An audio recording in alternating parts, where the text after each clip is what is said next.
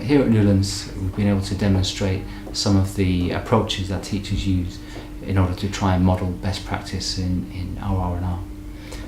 When I started to discuss with teachers how that might be, the preferred model was through using P4C, or philosophy for children, and they felt that was a really good way of being able to demonstrate some of the things that we do here. A lot of the teaching which uses R&R as a vehicle is about, it's the way the teaching is delivered and done more than the content. And sometimes there'll be really explicit content related to our R&R. There'll be some units, for example, on global learning, or a recent unit on Nelson Mandela, which fits perfectly into some R&R theme. But others, it's a lot to do with the way that the topic is delivered and the way that lessons are facilitated by a teacher who can demonstrate that equal rights, that passion for every single child in the whole class, the mutual respect that the environment that they create actually models that, and then they develop a shared understanding by applying those principles. Right. A little regroup before I ask you to decide on your favourite questions. Let's share some of the nice juicy questions that you've come up with so far.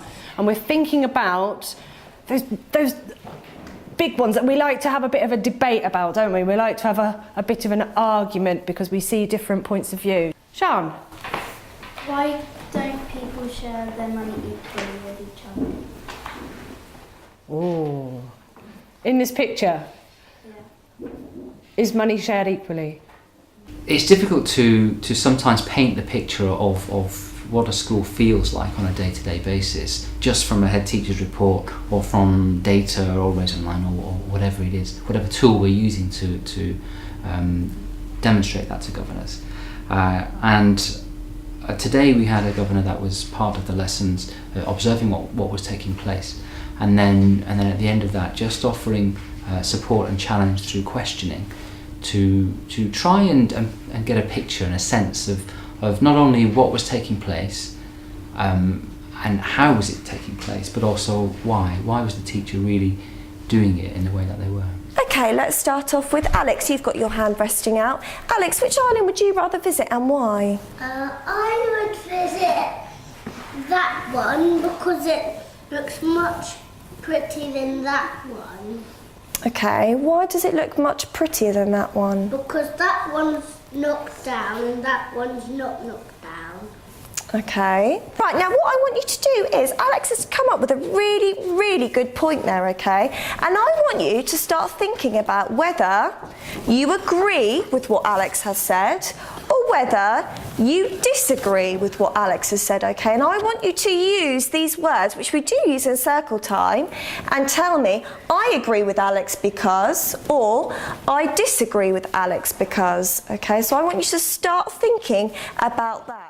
Session. Oh, thank you. Can you tell me what were the objectives for this session? What the objectives were is in Key Stage 1 we're really kind of focusing on everybody sharing their own thoughts and opinions, taking turns, thinking critically and creatively as well. So looking at the pictures that we used today and thinking their own thoughts and opinions, sharing these, and also getting them to think about taking on board other people's opinions, so disagreeing or agreeing, and that's okay for them to do that, and also providing their reasons for why. Okay, yeah, and you can really see that, you know, not just do you disagree, but Yeah, think about why, why. and that really came across, that was the idea behind that.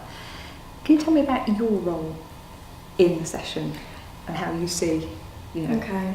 facilitating that? My role, like I said, is a facilitator, so I'm acting as guiding them to form these questions and ideas about these two pictures, but it's all their own ideas. So it's just giving them a bit of scaffolding to generate questions, meaningful and thoughtful questions, and also scaffolding them to work collaboratively, so to think together, not just independently, but to think together using things like talk partners and discussions, whole circle discussions, as well as also having that time to think independently for themselves. So the Governor will use the report from today as a part of the feedback process for the wider governing body.